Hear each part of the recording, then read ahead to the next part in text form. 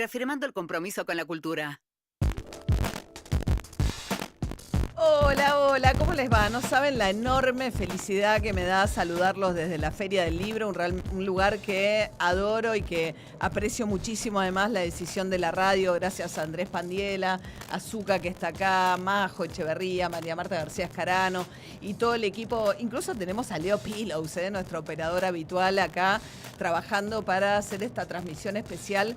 Vamos a estar 3 horas con ustedes, les prometo que hay de los mejores autores que se están presentando en la feria, que van a estar pasando por acá. Está Rolo Gallego, que va a estar haciendo el móvil, así que si de alguna manera están cerca, están en el pabellón amarillo, entrando por Cerviño en la parte digital, ahí nos van a ver. Hay mucha gente acá que nos vino a saludar, así que estoy muy, muy contenta de este encuentro con oyentes en este lugar que quiero tanto, que queremos tanto, que es la Feria del Libro. Y además me alegra enormemente porque está de nuevo Nacho Iraola con nosotros. Nacho es un hombre de los libros, básicamente. Además se puso una librería recientemente, que es una librería hermosa, que es Naeski, en el barrio de Villa Ortúzar. Trabaja con la Fundación del Libro. Es un enorme lector, editor, gestor cultural. Así que gracias, Nacho. Hemos trabajado todo este tiempo para preparar esto que tenemos listo para las próximas 3 horas. Un placer, ¿No? María. Un placer estar acá con vos, con todos los invitados e invitadas que tenemos hoy. Un honor trabajar con Leo Pillows. Ah, ¿viste lo que es, Leo? Para mí es lo más. Para mí eso es triunfar. ¿Viste? Sí, total. Y después nada, una feria realmente hoy sábado explotada, llena de gente. Hay una cola como de 20 cuadras para una chiquita que se llama Alice Kellen, ¿Sí? Una autora infantil juvenil. Eso es para aquellos que dicen que los jóvenes no leen. Y realmente una feria que me parece que con este fin de semana va a empatar por lo menos la cantidad de gente, la cantidad de concurrencia del año pasado.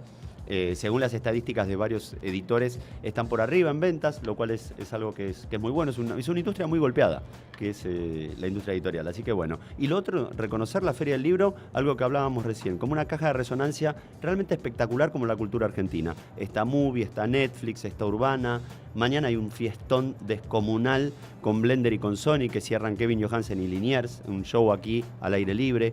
O sea, se empieza a entender, creo, de la mano de Cristian Rainone, que es el presidente de la Fundación del Libro, y de Ezequiel Martínez, que es el director de la feria, se empieza a entender que la feria no es pura y exclusivamente un lugar donde pelear política, sino que es la resonancia cultural más importante que tiene este país.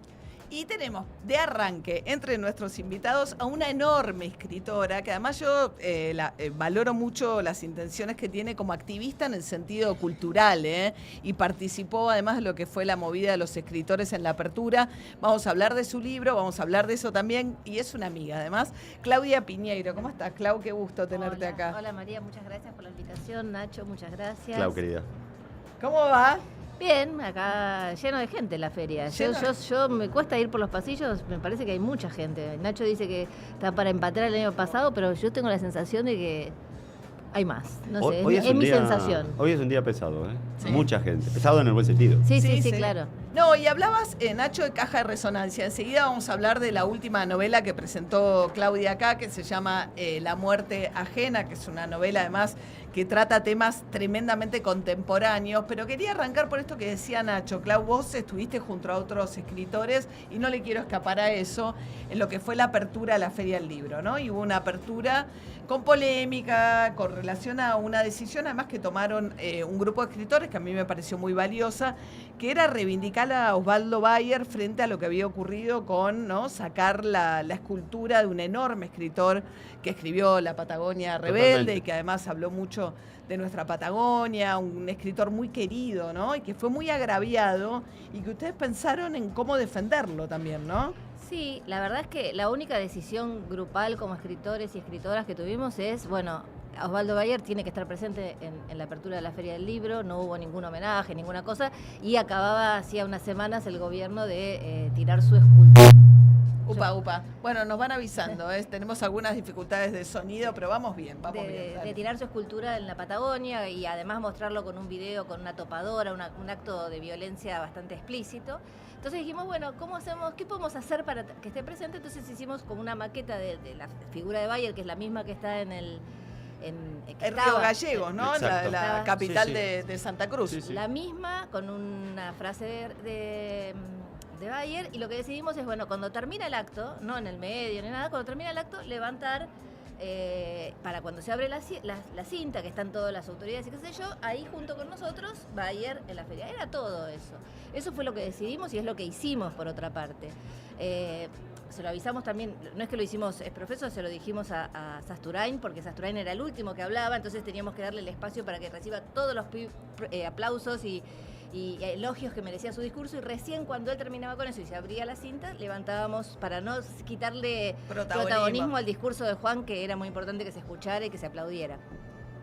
Lo que pasó antes de eso, que eso no fue ninguna cosa que hayamos arreglado los escritores, ni muchísimo menos, es que ante un discurso del secretario de Cultura que tenía ciertas frases bastante polémicas o discutibles, o quizás te diría hasta que buscaban una reacción, porque a lo mejor si él decía un discurso cualquiera, ni siquiera salía en los diarios el discurso, pero digamos, cuando decía cosas que provocaban a la audiencia, hubo silbidos. Eso no es un escrache. Un escrache es que vos vayas con carteles a escrachar a una persona. Ahí nadie escrachó al secretario. Simplemente algunas personas, frente a determinadas cosas que decía el secretario, silbaron. Como también había un montón de gente aplaudiendo que él llevó para que lo aplaudan. Es más, cuando llegó a la feria dijo eso, ¿no? Entonces, adelante, al lado del escenario, eran todas filas de aplaudidores. Después venían unas columnas que nos tapaban y atrás estábamos los escritores, algo que tampoco está bien, porque se supone que los protagonistas del evento son los escritores y escritoras. Pero bueno, lo que quiero decir, él pudo dar su discurso, nadie lo escrachó, pero cuando agradeció a Karina Milei y a Javier Milei, ahí fue silbado, y yo creo que fue un error de él, porque los secretarios y los ministros están para ser fusibles del presidente. Él trajo a un lugar donde sabía que las personas que estábamos ahí sentados estamos en desacuerdo con muchas políticas culturales, se tendría que él haber puesto como fusible para soportar eso. Y al traer a Karina Milei, agradecerle las políticas culturales, a traer a Javier Milei, recibieron ellos silbidos que no se merecían, quiero decir, él provocó una situación donde no protegió al presidente y a la hermana del presidente, que no sé exactamente cuál es su puesto, pero Secretaria General de la Presidencia.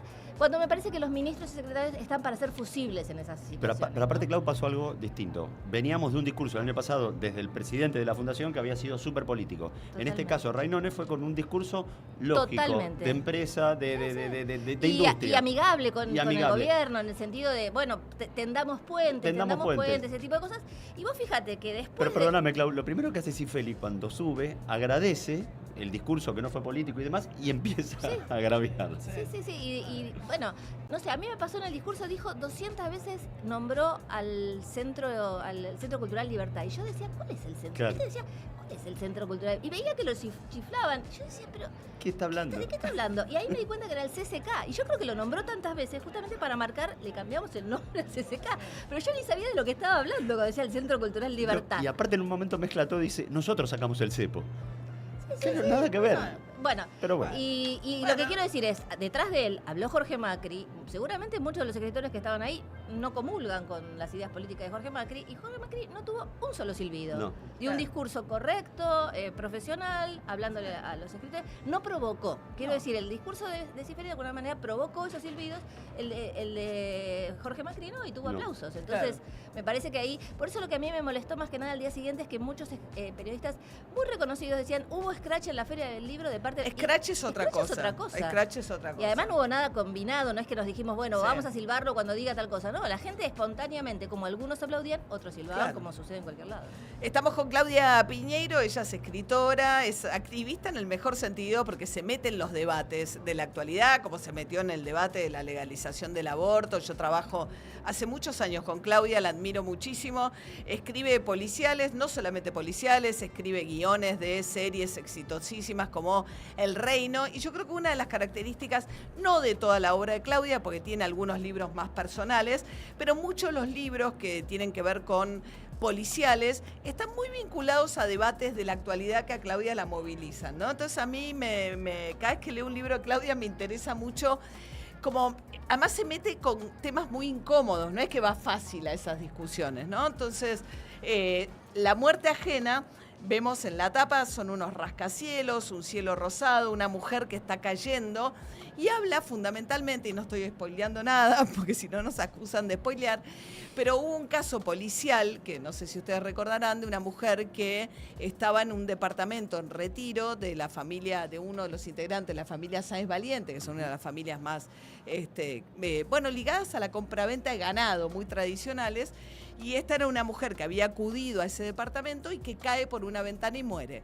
Y a partir de ahí se genera una discusión y la investigación judicial gira alrededor de eso, acerca de si estaba en una fiesta, si la empujaron, si se mató, si se cayó. Pero Claudia toma esto como inspiración, ¿no? Digamos, sí, no como tiene nada que ver con ese caso, porque por otra parte no sé lo que pasó en ese caso, no sabemos lo que pasó en ese caso, sino que simplemente una mujer que cae después de una fiesta con drogas y probablemente sexo por una ventana, y que las dudas es, bueno, cayó, la tiraron, ¿qué pasó? Que tampoco es la única mujer que cayó por una ventana, ¿no? No, en la Argentina tenemos una tradición de mujeres que caen por ventanas. No, y además todo el tema de lo que se llama la prostitución VIP, lo que pasó con las mujeres escort, con el escándalo de Insaurralde, del yate, las Julietas. Entonces, digamos, ese rol de esas mujeres de un tipo de prostitución distinta a la que estamos habituadas o a la que por ahí está más tratada, que está más vinculada a la pobreza, a la marginalidad, y genera un montón de preguntas acerca de si ahí hay una elección, si no hay una elección, ¿no? Respecto, y qué quiere un hombre que elige una escort, que contrata una escort, ¿no? Sí, bueno, en mi caso las Julietas se llaman las Lolas, porque la madame se llama Lola, entonces ellas se llaman las Lolas, que también hay un homenaje a Nabokov ahí, ¿no? Las Lolas. Pero bueno, sí, me parece que toda la novela trabaja sobre preguntarnos un poco qué es esta sexualidad del siglo XXI tan particular, ¿no? Porque, digamos, prostitutas relacionadas con el poder político existió siempre, aunque el presidente ahora los asocia con el periodismo, ¿no? A mí me tiene perpleja. Yo estoy tratando, pero de verdad, estoy tratando de pensar qué pienso sobre eso. Sobre esa frase, ¿no? Que sí, el periodismo son las prostitutas de... Claro, que asociar la corrupción del periodismo a que la corrupción tiene que ver con la prostitución, ¿no? Y la prostitución, o sea, como que... creo entender que lo que él dice es que hay una denigración muy grande de quien se prostituye, no necesariamente el que paga, pero bueno... bueno, ese es un concepto muy masculino de la prostitución, ¿no? Bueno, y la prostitución o el sexo VIP o el sexo en el siglo XXI parece bastante distinto a lo que veníamos acostumbrados, relacionado con el poder sobre todo, con otros aspectos también, pero nosotros sabemos que toda la vida hubo políticos que tenían doble familia, que tenían amantes, que tenían sexo con prostitutas, todo eso uno sabía, pero no te lo mostraban así, no te decían, mirá la prostituta con la que salgo hoy, o mirá la mancha de semen en la cama que dejé, o mirá, no sé, es como, todo es muy chabacano en ese sentido, ¿no? De muy vulgar, muy de mostrar todo porque hay que mostrar, ¿no? Que tengo sexo y con quién tengo sexo, etcétera. Y eso me parece que es bastante diferente a lo que venimos viendo en la política. ¿No tiene que ver eso con el avance tremendo de las redes? ¿Con la ostentación permanente? O sea, no sé. El caso de Insaurralde no puede frenar ese video. Yo, bueno, no sé, no sé el caso de Insaurralde. En mi novela, ese gobernador, que era un gobernador, también están metidos en los servicios de inteligencia. También. Entonces hay una carpeta que arma un servicio de inteligencia con una chica que también le paga el servicio de inteligencia, ¿no? Y esas famosas chicas de los cisnes de hule, que también aparecen en la novela, sí, son escort VIP de toda esta gente, pero a su vez tienen contactos con los servicios de inteligencia. Entonces ya ahí no sé si podía parar algo, ¿no? ¿Quién puede parar algo? Clau, hay una cosa que dicen los franceses, que es roman à clef, que quiere decir novela en clave. Uh-huh. Yo cuando arranca la novela, creo que el personaje de Verónica, yo creo que está inspirado muchísimo en María O'Donnell. ¿Hay algo de eso? Paren, contemos un poquito. Bueno, eso era una periodista de radio que antes fue periodista gráfica, que se levanta a la mañana muy temprano para hacer la primera mañana. Pero yo quiero decir una cosa, en Betty Boo yo tengo una periodista. ¿En Betty Boo también? No, en Betty Boo no. En Betty Boo tengo otra periodista. Y en Las Maldiciones tengo una periodista que le dicen la China. Entonces yo María O'Donnell la tengo en todas las novelas, no es en esta. Ahora se dieron cuenta. Porque el arranque de la novela, de la muerte ajena, la nueva novela de Claudia, una de las novelas más vendidas ya en Argentina, es el arranque de un viaje en taxi, de una periodista que viene de la gráfica, que está yendo a la radio, que dejó la gráfica en la radio. Yo trabajé en Página 12, trabajé en La Nación, después empecé a trabajar en las mañanas hace mucho que hago la primera mañana de las radios informativas. Y la protagonista es, digamos, su trabajo es ese, digamos, ¿no? Exacto. Yo le pido cosas prestadas a todos. Le pido cosas prestadas a María, pero Cada la entrada a la radio, que podía ser María, porque es la misma radio, es mi entrada todos los viernes cuando voy a hacer el programa con María, con el muchacho que estaba a la tarde, que era Walter, que ahora pasó a la mañana, pero digamos Gustavo. todas las mañanas. Ahora está Gustavo. Claro, antes era Walter y vos él siempre me ponía el puño porque nos quedó la costumbre de la época de la pandemia. del COVID. Y le dije, cuando esté el libro, ahora se lo tengo que llevar porque está en la mañana, digo, porque toda esa ceremonia, que además es clave en la novela, porque la novela arranca con eso y termina con esa escena, ¿no? Es que el arranque es el viaje de Verónica, que está yendo a la radio y ve que vienen muchas ambulancias, bomberos y demás. Llega a la radio, pone la tele y empieza a ver qué pasa. Y lo que pasa es que es esta situación, una chica desnuda que cae y que no se sabe. Y a mí lo que bien me qué pasó. sirve... No, y Claudia me dejó decir que la que cae es una hermana con la que ella no había querido vincularse. Claro, ella se da cuenta. Entonces, hija de otro matrimonio. Ella está cubriendo esa noticia. Eso no me pasó nunca. No, ya sé nada de lo que está en la novela. No. Me levanto muy temprano, voy a la radio, hay un montón de cosas. Pero la situación de arrancar con una noticia y empezar a buscarla y que tenga que ver con vos directamente, si ¿qué hago con esto? Que es un poco lo que le pasa a la protagonista de la novela. Pero ¿no? además hay una cosa que tiene que ver con los códigos periodísticos, ¿no? Estamos en un momento en que yo respeto en general todo el periodismo, pero digamos, uno se plantea muchas cosas con respecto al periodismo y quién hace...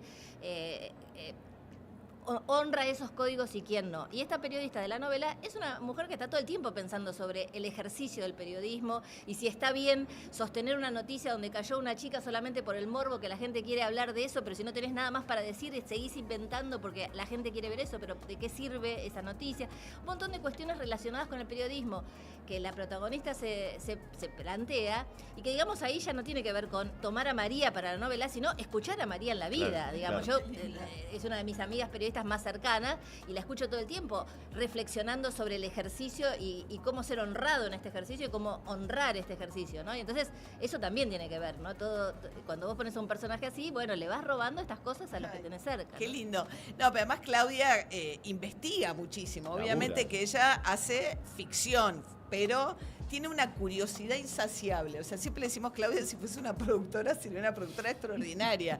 Entonces, la hermana, después de que cae el edificio, entra en coma, hay una investigación médica acerca de lo que pasa con las personas en coma, que es espectacular.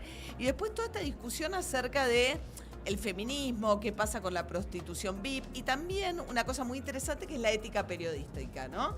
En qué punto ciertos aspectos de la vida privada de alguien son relevantes y en qué punto es un punto de interés público o lo estás haciendo por el mero morbo, ¿no? Que hay distintos momentos en los cuales la protagonista, la que fue su jefa, esto atraviesa mucho la novela. Sí, hay un hecho puntual que tiene que ver con ella porque hay muchas claves, no solamente si es María o no es María, que no, pero no importa, está presente cuando estoy escribiendo, pero hay muchas cosas con la realidad. Vos nombraste Insa Urralde, no está Insa Urralde en la novela, o si uno nombra a Emily Rodríguez, que es la chica que cayó en Recoleta, tampoco es ella, no es nada, pero siempre están por ahí. Y hay un hecho que sí es histórico y es el que está más presente, que es un caso que hizo una cámara oculta, Rolando Graña en su momento, hace muchos años atrás, que yo se lo adjudico a esta periodista y a su jefa, cuando hacen esta investigación, en vez de hacerla Rolando Graña, lo hace la periodista y la jefa en la novela, y que tiene que ver con una mujer que estaba en un partido político que se llamaba, es el partido político de Cecilia Pando, no me acuerdo el nombre, pero es de la memoria integral y qué sé yo, que hablan siempre de poner la parte de los militares con respecto a la dictadura, etcétera, pero que además iba a los programas de Neusta, de Grondona, etcétera, y hablaba de cómo hay que ser buena persona, buena familia, buena madre, de la familia perfecta, toda esa cosa de patria, familia y propiedad. Muy severa, ¿no? muy moral. Era muy así de traje sastre, qué sé yo. Y un día alguien se da cuenta que esa chica era la novia de Astiz, que estaba en los primeros bancos en el juicio cuando le hacen por la apología del delito. Yo en la novela lo llamo a este señor que estaba en el juicio Abadón, que es el ángel exterminador, en vez del ángel, ángel exterminador. A lo mejor alguien se da cuenta, a lo mejor nadie se da cuenta, no importa, pero son esas cosas. Y esta chica un día, Rolando Grañas, le hace una cámara oculta en un prostíbulo en Mar del Plata, ella era la madame del prostíbulo. Sí. Esta misma chica que iba al programa de Neusta Grondona, de traje sastre, todo cerradito, con Cecilia Pando, a hablar de que hay que reconocer lo bueno que hicieron los militares en la dictadura, lo digo entre comillas, ¿no? Era lo que decía ella, y cómo hay que vivir para ser personas probas en la Argentina, a su vez regenteaba un prostíbulo. Entonces, cuando surgió esta investigación, también se planteó con Rolando si estaba bien o no decir que esta chica era prostituta, ¿no? Bueno, evidentemente, si ella tenía un partido político y estaba haciendo algo muy hipócrita, como es decirnos a nosotros cómo tenemos que vivir y después vivir de otra manera, es una nota periodística, ¿no? Exacto. Pero es un día de discusión también, ¿no? Es una discusión que atraviesa el periodismo en muchas cuestiones hoy, ¿no? Si te podés o no meter con los hechos reales, ¿no? Estas cosas que pasa de algún autor que hace poco escribió un libro, viste en España, que Anagrama lo sacó de... Eso no tiene que ver con el periodismo, pero era un libro basado en hecho real, como el de Truman Capote, y Anagrama lo sacó de... Porque hay muchas cosas hoy con el periodismo. Y quizás también, como decís vos, tiene que ver con esta exposición que tenemos de tantas cosas, ¿no? Esta sobreexposición. Hay dos personajes que son realmente importantes, Clau. Uno, el padre de Verónica, pues un padre que la abandona por la maestra. No cuentes todo, mamá. No. Hasta ahí llego. No. Y el otro, que es un personajón, que juega de arranque, es como un personaje medio loser, que es el marido, novio de Verónica, que después se convierte en una especie de un capo y traidor. Vivo. Capo, traidor y vivo, ¿no? Sí. Bueno, es un periodista, él no es periodista, él es escritor. Ella es la que trae el dinero a la casa, él lo que hace es escribir, ¿no? Y bueno, de algunas clases, qué sé yo. Pero en el fondo hay una cosa ahí de mucha competencia. Y ahí también hay uno también escribe las personas que conoce, las películas que ve, las series que ve. Y ahí hay una relación muy parecida a la de Anatomía de una caída, ¿no? Qué librazo. Y la película que tuvo tanto éxito, que había una relación entre esa escritora y ese escritor muy competitivo. Y hay algo en el subdesarrollo en Buenos Aires, pero de estos dos personajes que me interesaban. No es competitivo él, ¿eh? No es, él es un vago que está tirado esperando pegarla como una novela, como un genio incomprendido. O le cuesta mucho el éxito de ella por ahí. Pues, o sea, como que Claudia siempre piensa mucho alrededor de eso, me parece. No todos están preparados. Iba a decir no todos los hombres, también le puede pasar a las mujeres, pero en general la mujer tiene históricamente un entrenamiento para acomodarse al costado de otro, o digamos que el otro tenga el brillo. Históricamente, ahora está menos así, pero quiero decir así.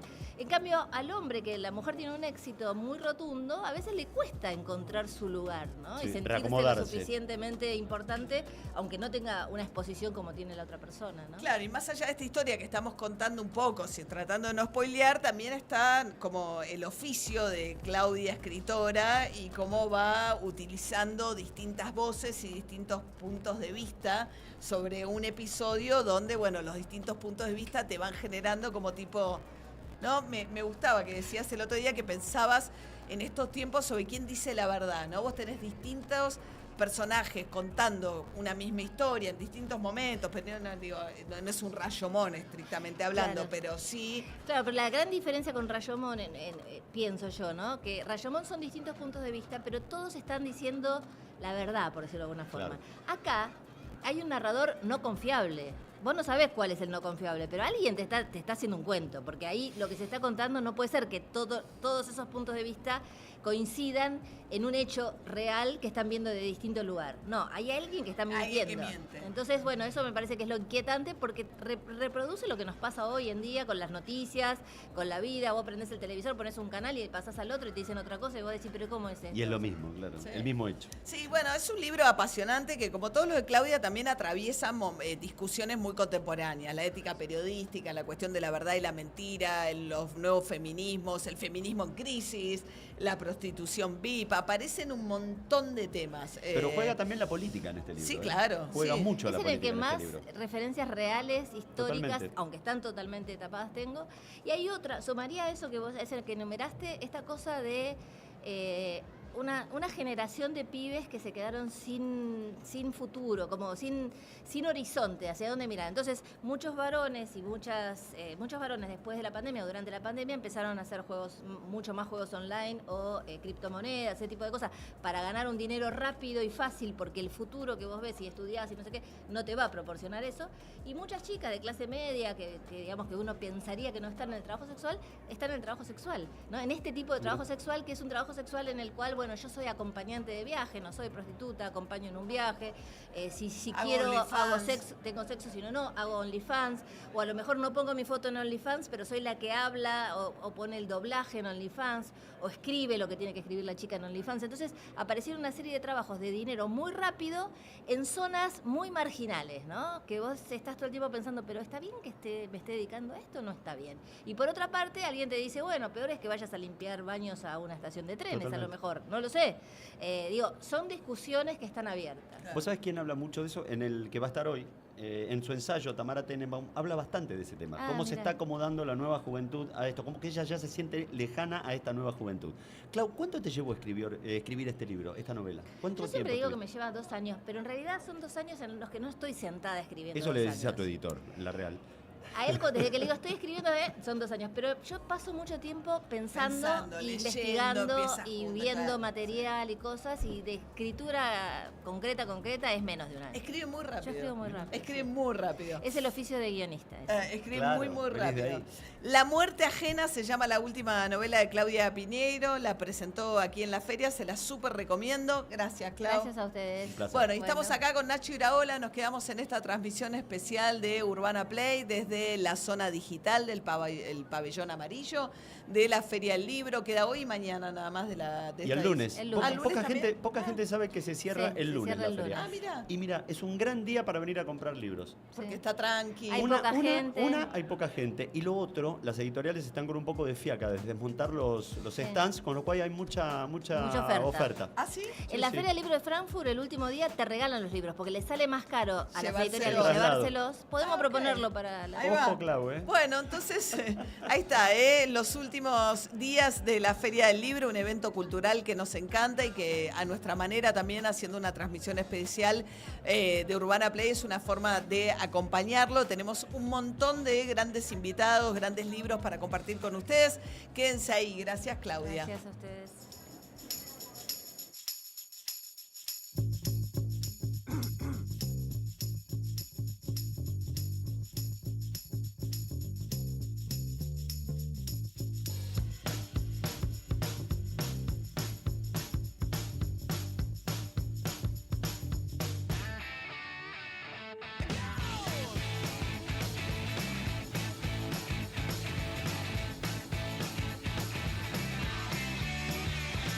So 1, 2, 3, take my hand and come with me because you look so fine that I really wanna make you mine. I say you look so fine that I really wanna make you mine. 4, 5, 6, come on and get your kicks. Now you don't need the money when you look like that, do you, honey? Big black boots, long brown hair. She's so sweet with her get back stare. Well, I could see you home with me, but you were with another man, yeah. I know we ain't got much to say before I let you get away, yeah. I said, are you gonna be my girl?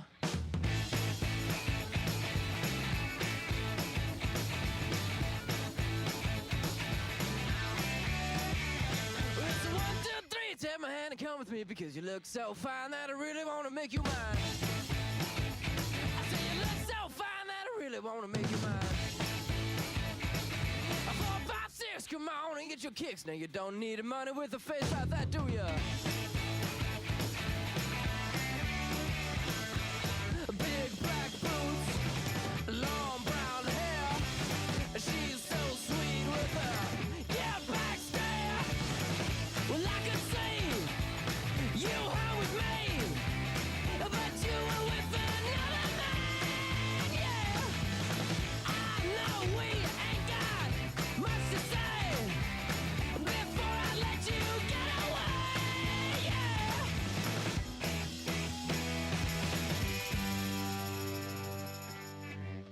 I said, are you gonna be my girl?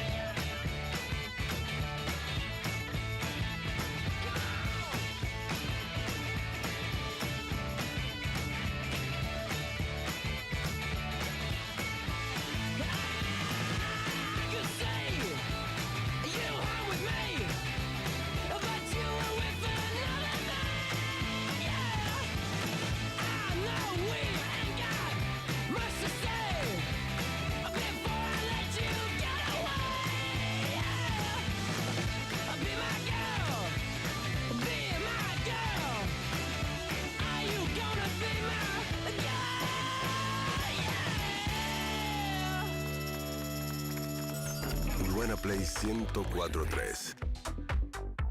UrbanaPlayFM.com. Somos la radio que ves en todo el mundo. ¿Con qué festejamos hoy?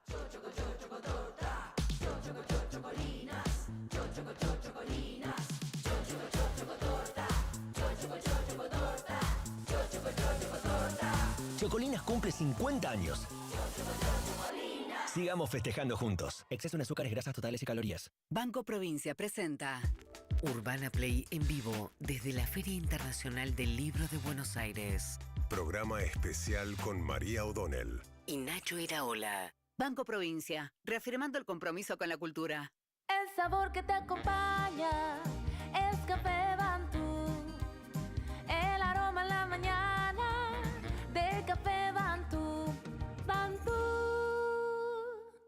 Feria Internacional del Libro de Buenos Aires. Urbana Play 104.3 en vivo. Transmisión especial junto a Banco Provincia, reafirmando el compromiso con la cultura. Celebramos la cultura junto a Banco Provincia y la cuenta DNI. Acércate a la Feria del Libro, aprovecha 10% de descuento y 6 cuotas sin interés con tus tarjetas de crédito Banco Provincia. Además vas a poder participar de las distintas actividades en el stand, como las clásicas mateadas o juegos del espacio con cuenta DNI. Ya sabes, acércate a la feria y llévate el libro que tanto querés de la mano de Banco Provincia. Nosotros estamos de la mano de esta transmisión especial de Urbana Play hasta las 8 de la noche, junto a Nacho Iraola. Nacho es el hombre de los libros, así que un placer. Sí, además tanto es el hombre de los libros, se compró una librería, hizo de cero una librería Naesque ahí en Villa Ortúzar, que es una librería hermosa. Invitamos un montón de amigos, amigas, queridos escritores y escritoras, cuyos libros nos han gustado por diversas razones. El de Solange Levington, Un sueño made in Argentina, fue un fenómeno muy inesperado, me parece, ¿no, Nacho? Con lo que pasó. Es un fenómeno, yo creo que va en línea con varios libros que de alguna manera tienen que ver con la nostalgia. Libros que a partir de una cuestión particular te cuentan una época. Lo que te cuenta el libro de Sol es, a partir de Pamper, una Argentina. Claro. Es la historia de Pamper, es la historia de la familia Lowenstein. Y el arranque del libro es descomunal, porque nosotros le debemos Pamper, nuestra infancia le debe Pamper, a Pamper por el nazismo. Porque, a ver, espera, para los que son. El arranque es para eso. los que no tienen nuestra edad, hubo un tiempo en el que ¿Hay acá gente que no tiene nuestra edad? Un montón. No había cadenas internacionales de comida rápida. Y el Pampernick precedió en la Argentina largamente a Burger King, a McDonald's. Entonces la forma de esos consumos asociados a los consumos predominantes en Estados Unidos era Pampernick, que era una versión local con el hipopótamo, ¿no? Solange Levington es la autora, está acá con nosotros, no la dejamos hablar. Arranca. O sea, lo que pasa con Pampernick es así, te despierta como un montón de reflexiones antes de escuchar a la pobre autora. ¿Cómo andás, Sol? ¿Todo bien? Todo bien, gracias por invitarme. Bueno, vos sabés que, perdón, es la última referencia personal que hago. Hágala. Mi tía era azafata, ¿no? Y era un tiempo en el que traer cosas importadas y qué sé yo era muy complejo y todo lo importado te generaba. Entonces me traía como el juguito para hacer jugo. En polvo. Jugo en polvo, sí, eso ya era como tipo, y bombachas de algodón. Bien. Entonces mi tía era azafata y una vez por semana, y nosotros éramos 4 hermanos, en mi casa no había tanta plata, pero mi tía como no tenía hijos y viajaba por el mundo y era azafata y qué sé yo, tenía mucha más plata. Y el gusto máximo que me daba, porque era mi madrina, era que una vez por semana me pasaba a buscar por el colegio y me llevaba Pampernick. Y era como tipo... Es lo que me motivó a escribir ¡wow! el libro. Claro, y cuando leí esa historia dije, no lo puedo creer. Sí. ¿Qué? Es que todos tenemos un recuerdo, gente de nuestra edad, Sí. un recuerdo... Gente muy mayor. Gente muy mayor.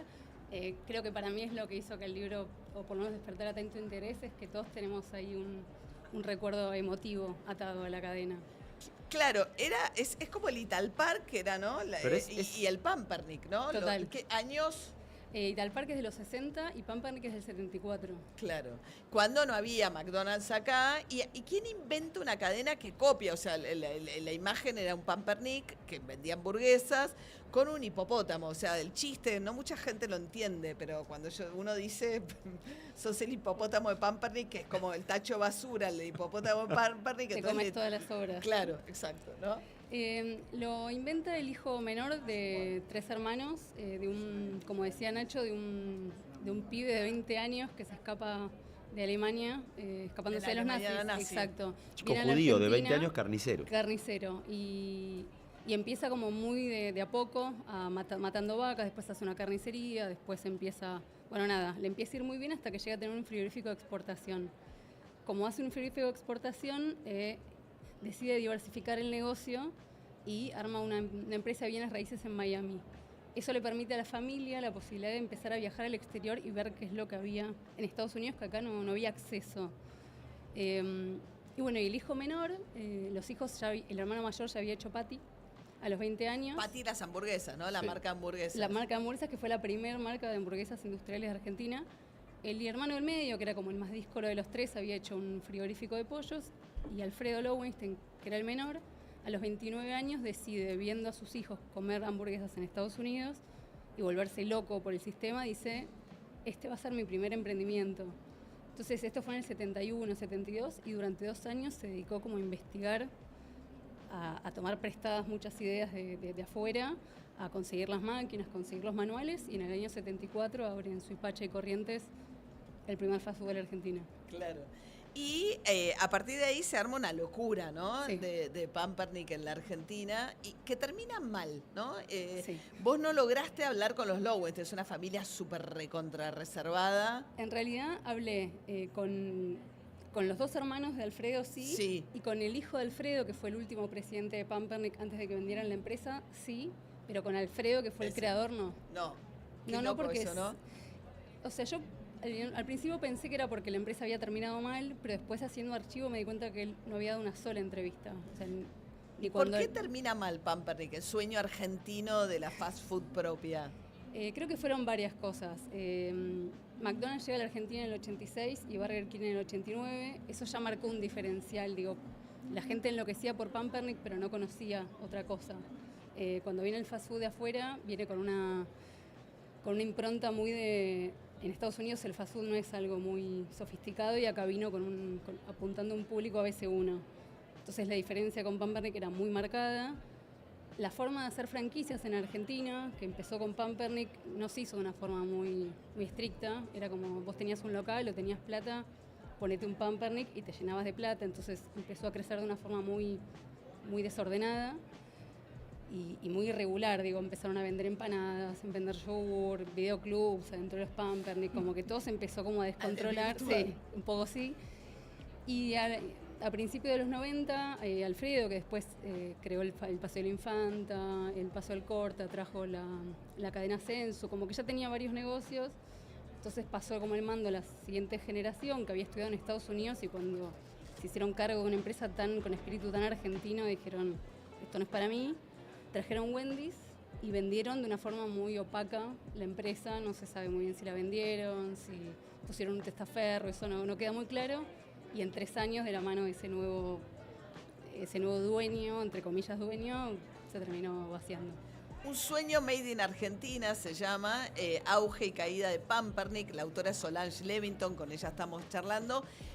Te ganaste un concurso en España para poder escribir este libro, ¿no? Sí, Libros del Asteroide tiene un concurso que es de libros de no ficción y premia proyectos, no libros terminados. Entonces yo medio que me había obsesionado con esta historia hacía 2 años. Había investigado como la historia, y cuando vi que estaba el llamado al concurso dije, bueno, lo aprovecho como zanahoria para terminar aunque sea 2 capítulos y presentarlo. Y lo presenté y me olvidé y lo gané.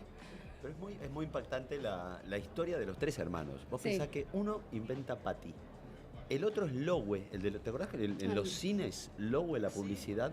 Y el tercero es nada más y nada menos que el que inventa Pampernick. O sea, había algo en esa familia. ¿no? Y el Paseo del Infante. Y las leñas. Y las leñas.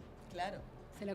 Bueno, es que hay algo de Luis, el que viene desde la Alemania nazi, que era un tipo que todo el mundo contaba que era un tipo que vivía para trabajar y pensar en el negocio, y había algo que esos 3 hermanos que habían aprendido desde muy chicos.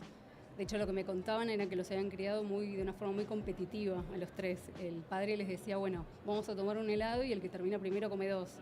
Era como que los tenía todo el tiempo compitiendo, y de hecho un poco la forma de ganarse el apellido era hacer un primer emprendimiento. Digo, Ernesto creó Patty a los 20 años, por ejemplo.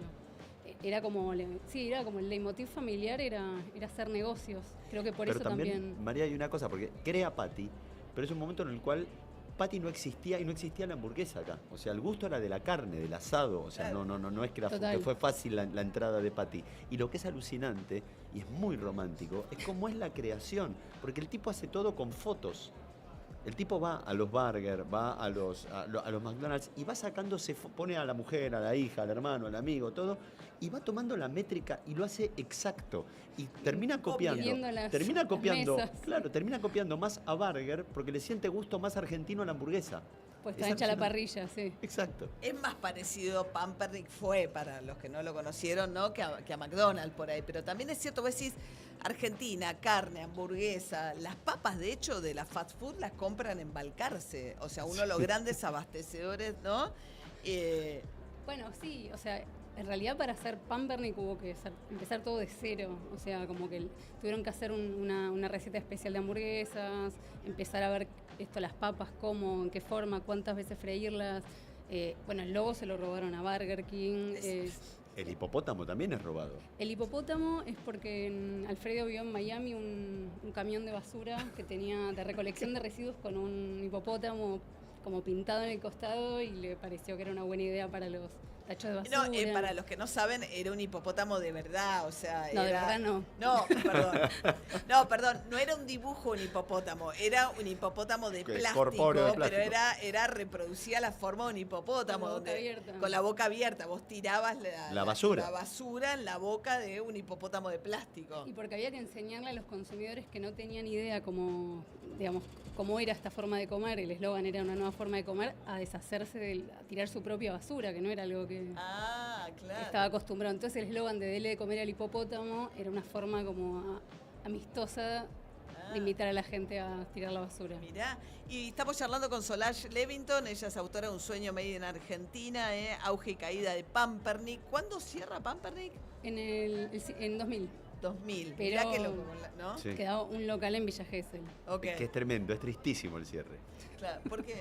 Bueno, lo vamos a contar y lo vamos a matar al libro. Claro, pero sí, es muy triste. Es lo más triste de Pamper, te juro. Pero ¿y por qué crees, Solange, por último, o sea, dónde toca la nostalgia? Porque es un libro que vos mandás un proyecto, una editorial en España, ganás el concurso, lo escribís, y de repente es un libro que permea, ¿viste? Yo creo que es porque fue el lugar, digamos, de las primeras veces de un montón de cosas. Fue el lugar al que, no sé, a vos te llegaba mi tía, me llegaba mi abuelo, la gente, no sé, me escribe gente No, mi madrina, la amo. Me dio una pena no poder charlar con ella sobre este tema, te juro. Era azafata y llegué a llevarla a la obra de teatro de Peña, de azafato, ¿viste? Divina, viste que él escribió un libro porque era comandante a bordo. Entonces las azafatas y la gente que laburaba en aviones les encantaba esa obra de teatro Peña. Y cuando fui a ver la obra de Peña, dije, me acuerdo tanto de vos, porque era como fascinante el mundo de las personas que viajaban en esa época.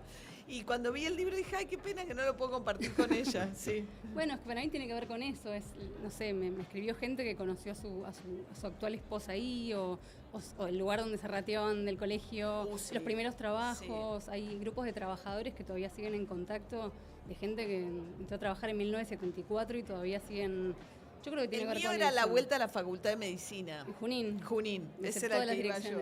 También hay una historia, te juro, en los 70s, que tiene que ver mucho con todo el tema de los gays y cómo se encontraban y cómo se citaban en los baños de McDonald's, de Pamper. En los 80, sí. Perdón. Las teteras, claro. ¿Teteras? Las teteras, sí, eran los lugares, en los bares. Ahora también se sigue diciendo así. Sí, sí, pero lo loco es que no se sabía que era en los baños de Pamper del centro. Sí, había como un par de locales que según la arquitectura que tenían los baños y por dónde se entraba, que era como una vez que digamos que había vuelto la democracia, el lugar de encuentro de los gays en medio, para evitar ser detenidos por la Brigada de Moralidad de la dictadura, eran los baños de Claro, todavía era durante los 80, ¿no? Una contravención, total. ¿no? Bueno, las mujeres travestis, sobre Sí, todo, los gays, ¿no? Lo sufrían muchísimo. Y parece que Y Pamper era un lugar de fantasía como para escapar a esa persecución. Solange Levington, Un sueño made in Argentina, auge y caída de Burger King, de Pampernick. De Burger Nick. Te digo, María, es uno de los mejores libros de lo que va Hermoso. del año, uno de los grandes libros que se han publicado en lo que va de este año. Acá en la serio. feria, ¿dónde se consigue? en el stand de Riverside. Riverside. Y Ok. sí. Bien, y si no en las librerías Eso. después también. Exactamente. Bueno, gracias Solange. Gracias un por la gustazo. invitación. Hermoso. A ver, tenemos a Rolo dando vueltas por la feria, conversando con gente que pasa por aquí. Tenemos un móvil, no escatimamos acá. Estamos acá, María, no muy lejitos de donde están con Nacho ok. y con Solange. Y hay mucha gente que nos escucha todas las mañanas. Obviamente acá Marina, oyente del programa, quiere hacerte una pregunta. ¡Apa! Hola María, ¿cómo estás? Bien, Encantada Marina. de conocerte, gracias Gracias. por tu trabajo, te miramos siempre. Y yo quería consultarte por tu opinión con respecto a Epa. lo que está haciendo los últimos ataques a la cultura.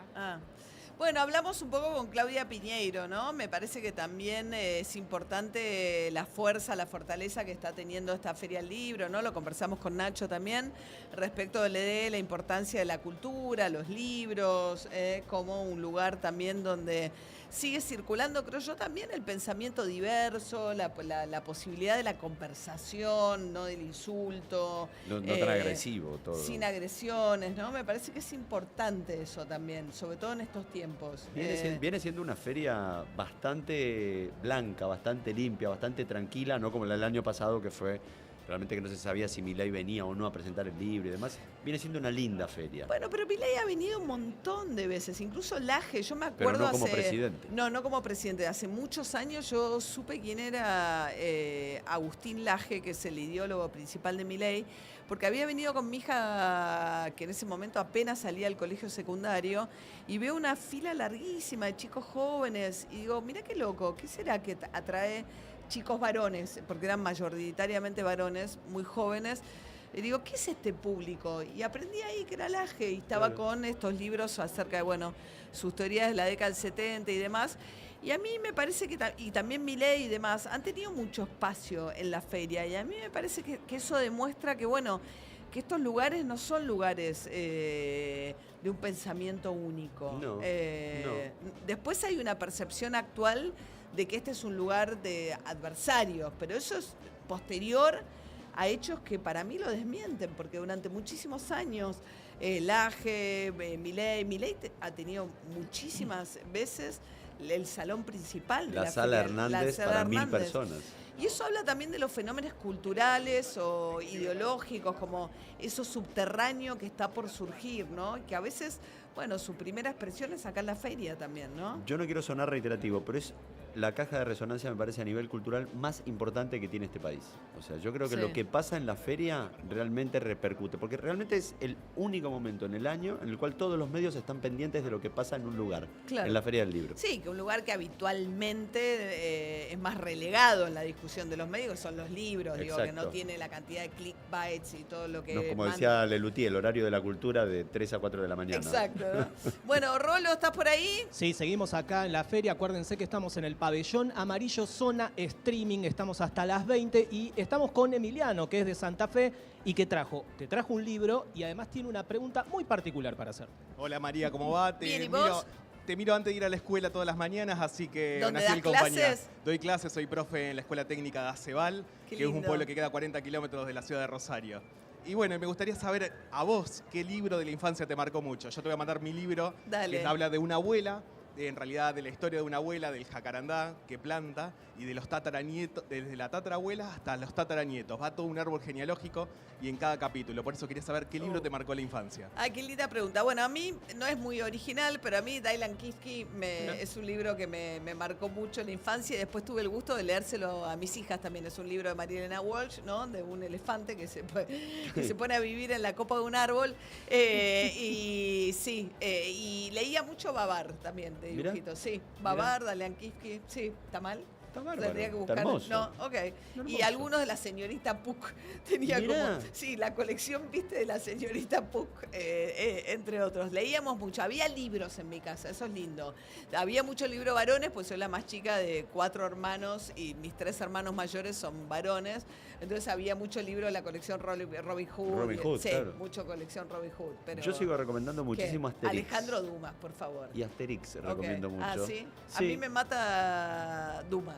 Mirá. Sí. Bueno, claro, obvio. Sí, obvio, sí, María, sí, obvio. los Tres Son dos cosas Mosqueteros, el distintas. Conde Montecristo. Sí, no, total. Son dos total, cosas total. distintas. Bueno, Rolo, Bueno, tenemos una pregunta más acá, Epa. otra oyente también del programa que se acercó a la zona streaming del pabellón amarillo. Acuérdense que estamos hasta las 20. Noelia te va a hacer una pregunta, María.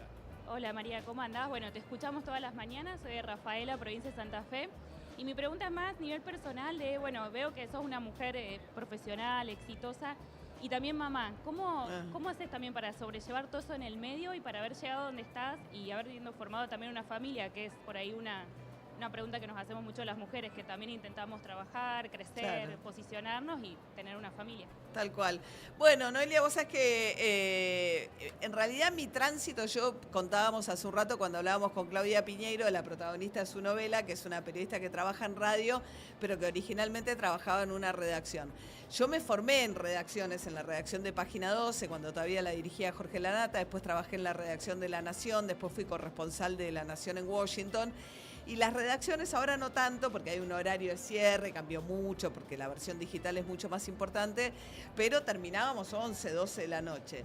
Y la verdad es que me mudé a la radio cuando después del nacimiento de mi primera hija, pensando en tener un horario que empezara y terminara, o sea, la posibilidad de terminar a las 9 de la mañana, de que si bien no las pude llevar muchos años al colegio, las podía buscar, mis hijas hacían medio turno, las podía llevar al médico. Entonces, originalmente la radio fue un poco la posibilidad de compatibilizar mejor la maternidad con mi trabajo. Y dije, bueno, y si no puedo escribir porque estoy fuera de una redacción, me dediqué un poco a escribir libros, que no sé, nadie me impone los tiempos y demás.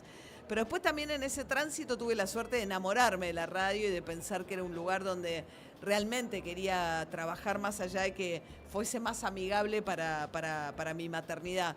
Y hoy mis hijas ya están grandes, van a la universidad, no me necesitan tanto en casa a la mañana para que las lleve a ningún lado, pues se manejan solas, pero así todo acá estoy, en la radio, que es un poco herencia de aquello, ¿no? En un momento, y espero que, si bien puedo decir que para mí fue virtuoso, porque me enseñó un amor que no conocía, que era el de la radio.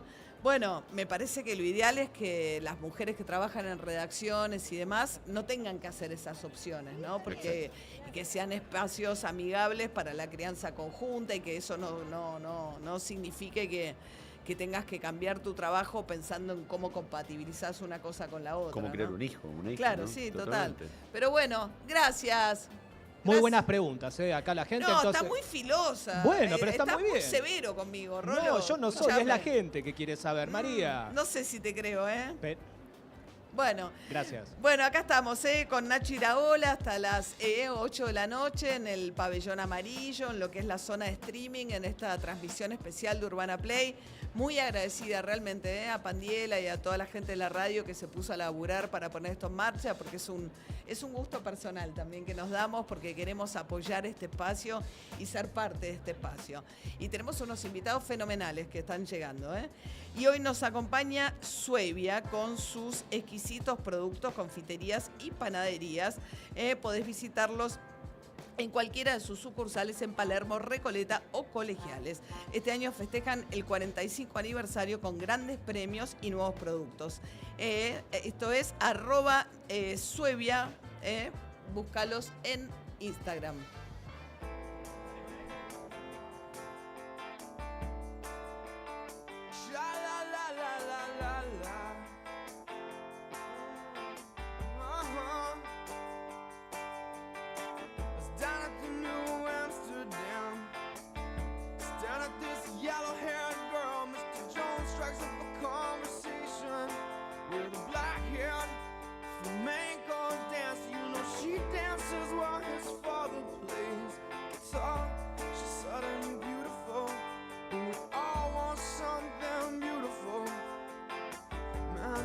I was beautiful.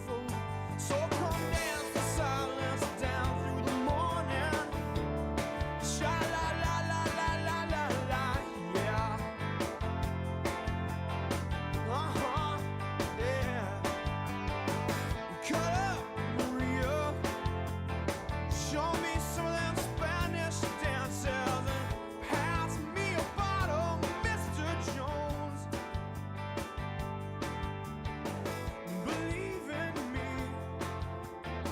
help me believe in anything, 'cause I wanna be someone who believes. Yeah, Mr. Jones and me tell each other fairy tales, and we stare through beautiful women. She's looking at you, oh no, no, she's looking at me, smiling in the bright lights, coming through in stereo. When everybody loves you, you could never be lonely. Well, I'm gonna paint my picture, paint myself in blue, red, and black and gray.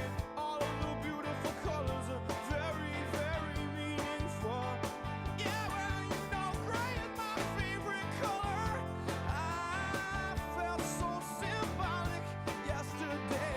If I knew Picasso, I would buy myself a gray guitar and play Mr. Jones and me. Look into the future. Yeah, we stare at the beautiful women. She's looking at you. I don't think so. She's looking at me, standing in the spotlight. I bought myself a gray guitar. When everybody loves me, I will never be lonely. I will never be lonely. Said I'm never gonna be lonely. I wanna be a lion. Yeah, everybody wanna pass as cats. We all wanna be big, big stars. Yeah, but we got different reasons for that. Believe in me, 'cause I don't believe in anything. And I wanna be someone. Don't believe, don't believe, don't believe. Yeah, Mr. Jones and me, stumbling through the barrio. Yeah, we stare at the beautiful women. She's perfect for you. Man, there's got to be somebody for me. I wanna be Bob Dylan. Banco Provincia presenta Urbana Play en vivo desde la Feria Internacional del Libro de Buenos Aires. Programa especial con María O'Donnell. Y Nacho Iraola. Banco Provincia, reafirmando el compromiso con la cultura.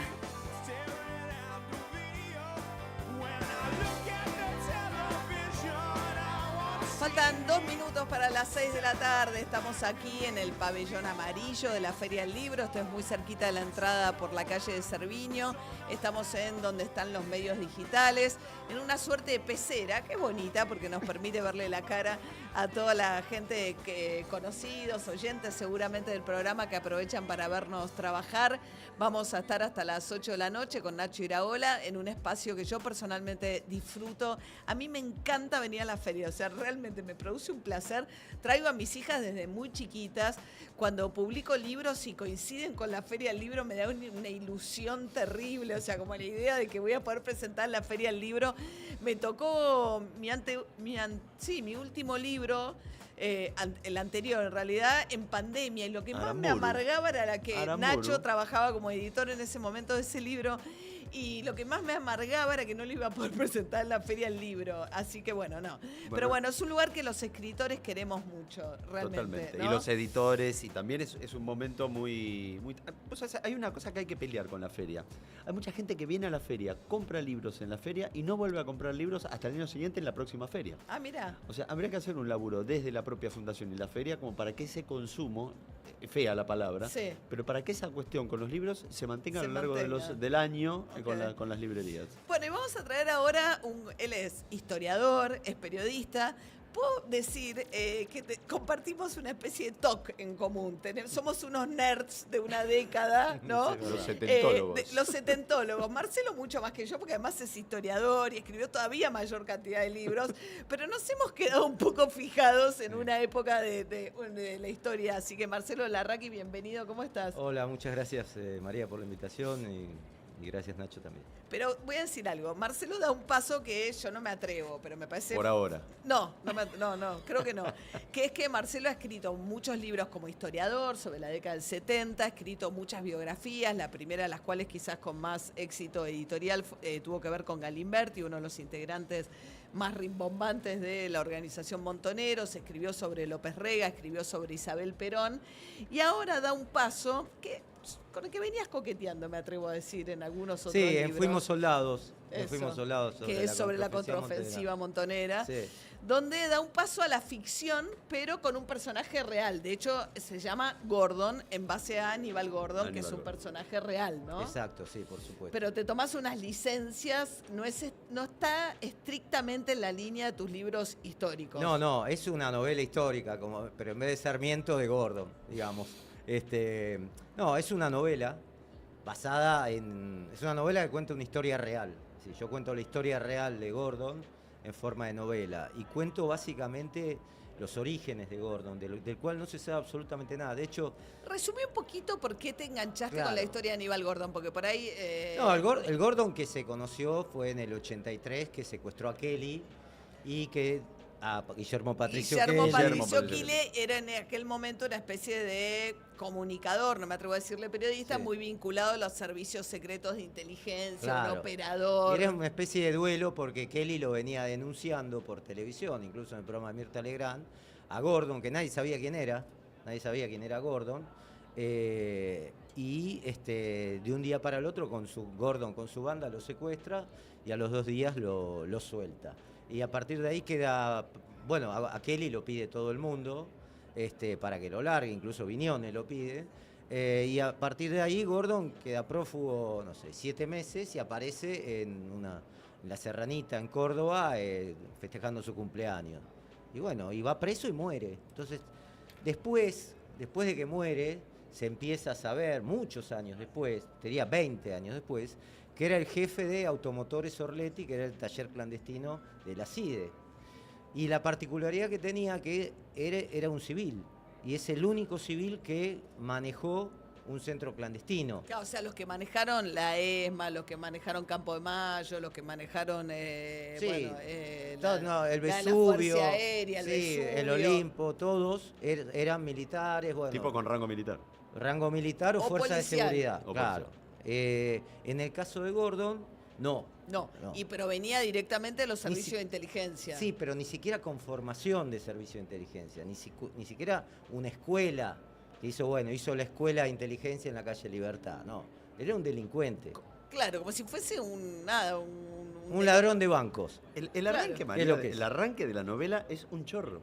Gordon es un chorro que vive, tiene hasta un avión, pretende ser como un clase alta dentro de... ¿Dónde vive? En Colón. En Colón, provincia de Buenos Aires. Y él tiene una cosa en mente permanente, que la gente cuando habla no sabe que alguien está escuchando.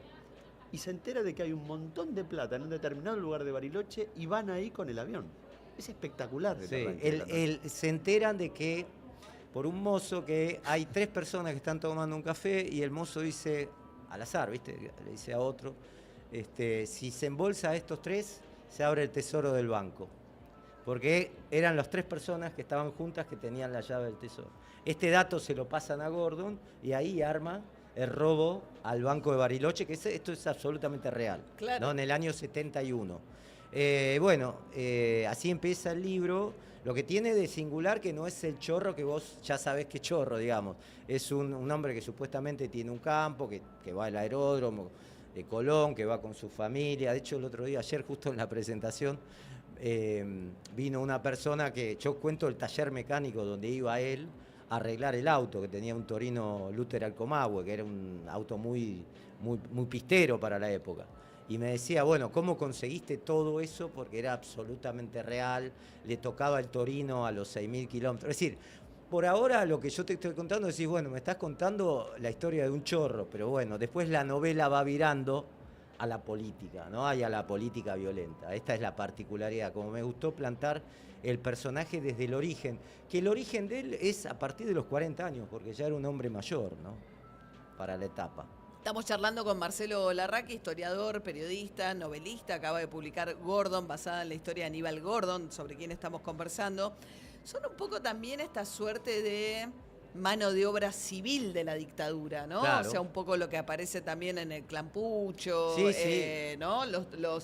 Los delincuentes comunes que se insertan dentro de la represión ilegal de la dictadura, ¿no? Sí.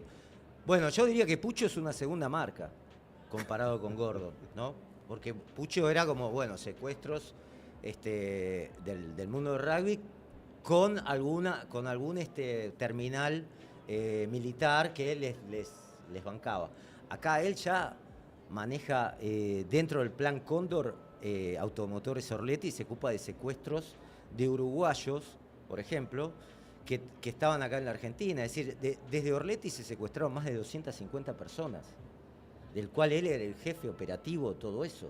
Bueno, él secuestró a Mariano Grondona porque no le gustó algo que dijo en televisión. ¿Y lo devolvió al cuánto Y tiempo? lo devolvió al día siguiente porque le quiso aclarar quiénes eran ellos, porque en el año 76, en mayo del 76, lo fue a buscar al Bueno, para Tenis la Club gente Argentino. muy joven, Mariano Grondona era Hay que explicar todo ahora. Bueno, era un abogado muy cercano a Bernardo Neustadt, era el columnista, fue columnista muchos años del diario La Nación, un hombre muy legado también a los sectores más nacionalistas de las Fuerzas Armadas, que apoyó mucho los golpes militares y también la última dictadura militar, aunque después, bueno, sobre el final tuvo una reconversión, ¿no? En su vida también. Claro. Un chip distinto tú.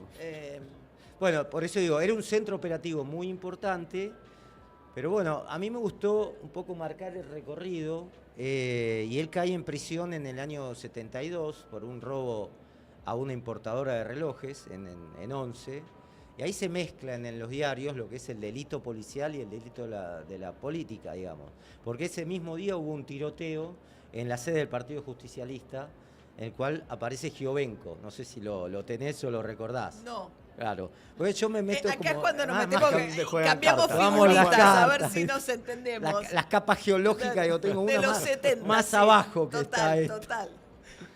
Giovenco era uno que participó en el operativo Cóndor del 66. Bueno, estuvo 3 años preso y después pasa a trabajar con la UOM y es parte de la derecha del peronismo del CNU. Y estaba con Paladino. Fue el primer delegado de Perón cuando Exactamente. Perón va al exilio, ¿no? Cuando forzadamente. Y cuando tiene que entregar el local, porque ahora Cámpora es el delegado, Giovenco no lo entrega, claro, y empiezan los tiros. El mismo día que Gordon se tirotea también contra la policía para robar el importador de relojes. Y los dos terminan muy amigos a los 6 meses. ¿A vos te gustan, o sea, de Galimberti, ¿no? Un tipo que le encantaban las armas, engominado, sobre todo de cuero, la moto. López Rega, que le gustaban las cosas del embrujo, ¿no? Las armas. La poesía de las armas. Te me gusta. encantan esos personajes, ¿no? Bueno, y es que son los que te dan ganas de escribir también. A vos tampoco te No, pero- menos, Vos no te quedás atrás Vos tampoco. ves vos ves un fusilamiento y te tirás de cabeza. No, pero el otro... Eso fue mi libro de Aramburu, pero lo que quiero decir es que dentro de esa saga, los que más te gustan son los más temerarios, los más, ¿no? Los más interesantes. Ah, ok. Estamos charlando con Marcelo Larraqui a partir de Gordon, su última novela. Su primera novela, ¿eh? Su Es su primera, primera novela. Bueno, fuimos soldados, ¿no? No, un poquito. Un poquito, donde Esta es ficciona un poco. decididamente una novela. Cuenta la historia, ¿no? De la contraofensiva montonera, cuando ya la cúpula montonera se había ido al exilio, estaba la dictadura muy sólida. Bueno, y uno de los hechos más controversiales, en realidad, ¿no? De la guerrilla de montoneros, cuando deciden que los que estaban en el exilio a salvo creían que estaban dadas las condiciones, sobre todo en el Mundial 78, para que volvieran. Y nada, fuimos soldados, es un poco, recrea la historia de aquellos que vuelven a la Argentina en ese momento, ¿no? Pero sabes, María, es un novelón, Gordon, que de alguna manera, a mí me pasó algo muy raro y después lo había hablado también con Marcelo. Se reeditó Plata Quemada, de Ricardo Piglia, en modo novela ilustrada. Y yo la leí, y las leí en sincro. Y hay como una cercanía con el armado de las bandas, el tema de los tiroteos, la época, fines de los 60, principios de los 70 y demás.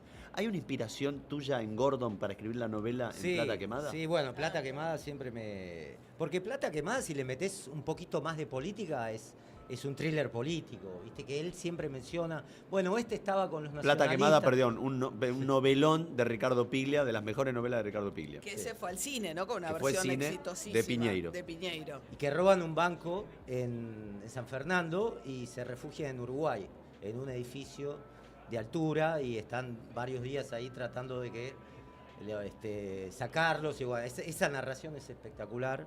Y a mí también me pareció que la historia era similar, porque Gordon se encuentra con una banda que no conoce para robar el Banco de Bariloche, que son los de Mendoza, y cuando se van, Gordon sospecha más de ellos que del problema que tiene para robar el banco, ¿no? Entonces los primeros capítulos cuenta cómo estos tipos en qué momento estos tipos de Mendoza le van a robar la plata, que es mucho dinero, ¿no?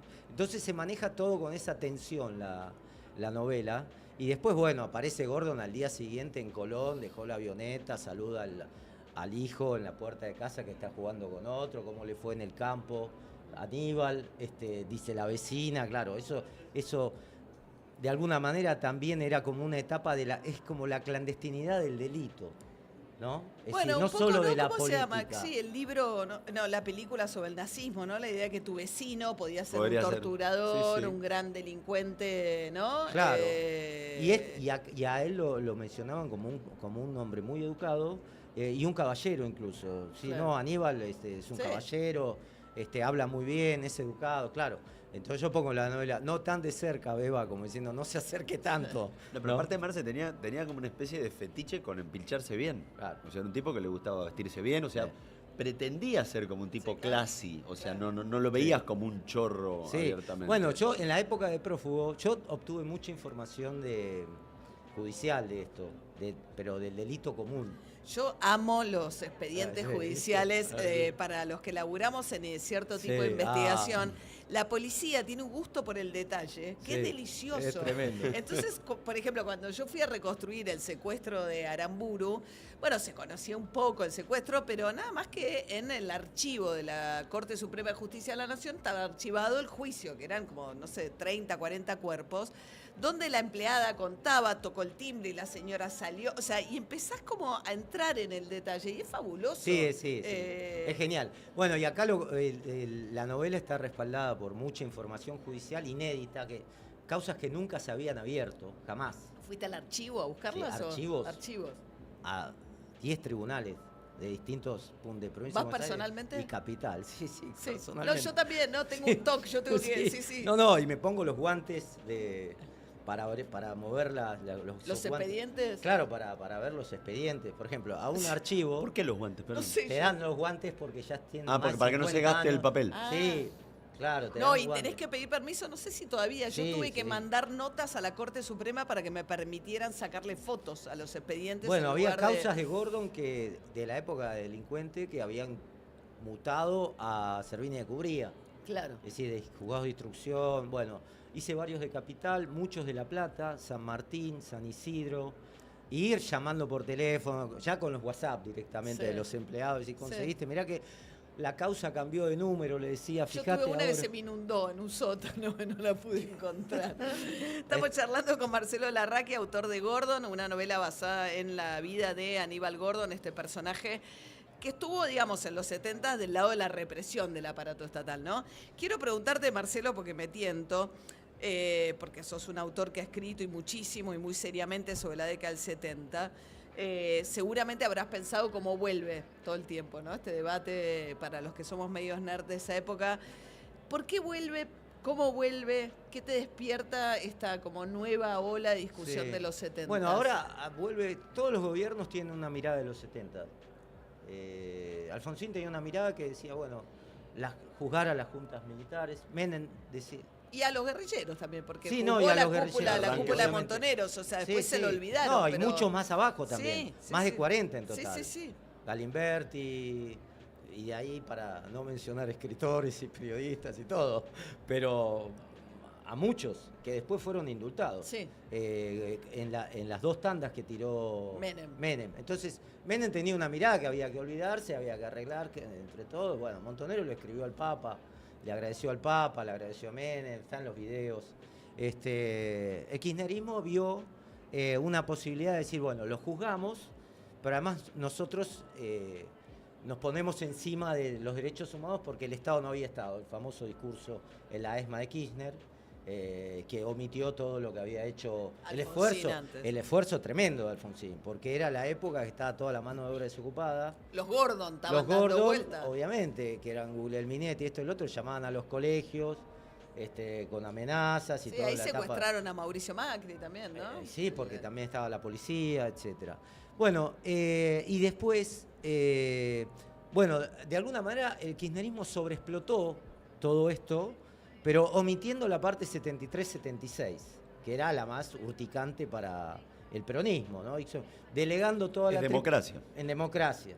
Delegando todo la cuestión en López Rega, ¿no? Como López Rega fue el responsable de todo, nosotros no tuvimos nada que ver.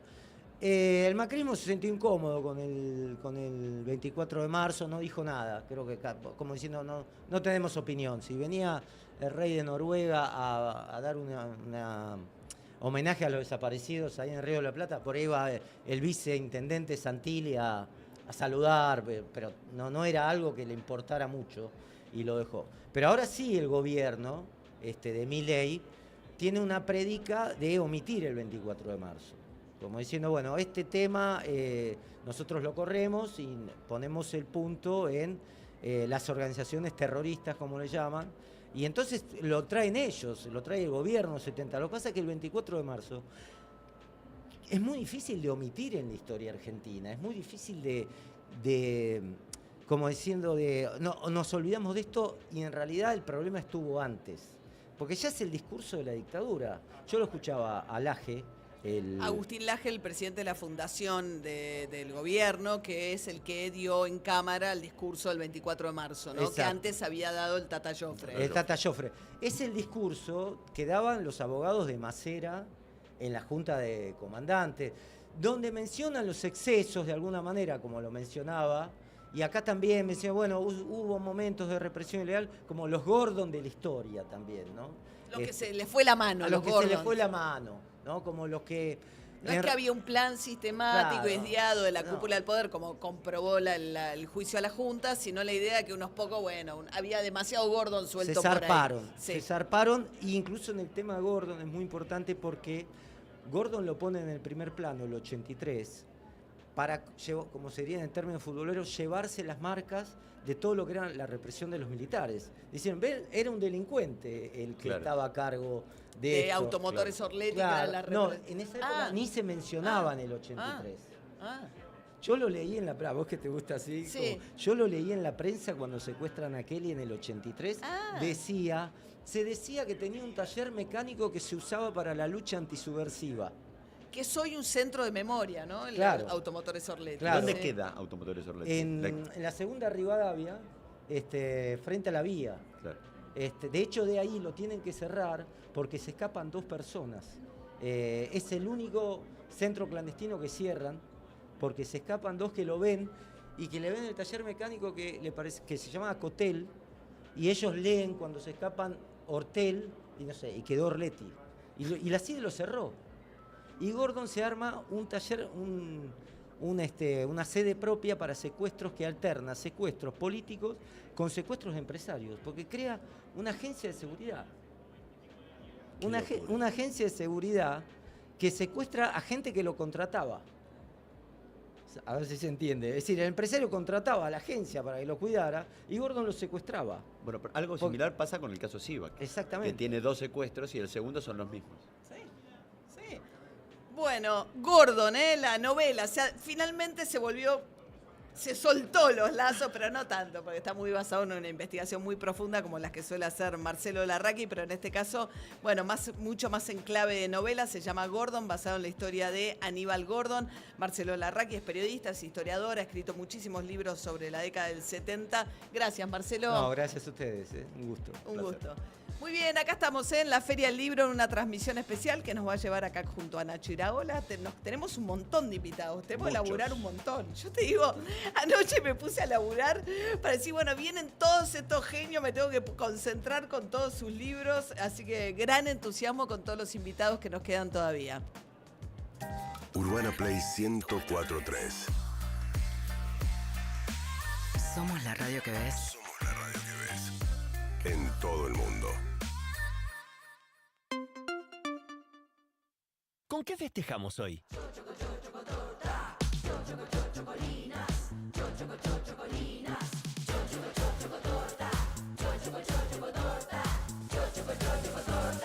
Chocolinas cumple 50 años. Sigamos festejando juntos. Exceso en azúcares, grasas totales y calorías. Estás escuchando Urbana Play 104.3 en vivo. Desde la Feria Internacional del Libro de Buenos Aires. Banco Provincia, reafirmando el compromiso con la cultura. No te quedes con ganas de cenar tarde. Estamos hasta las 2 de la mañana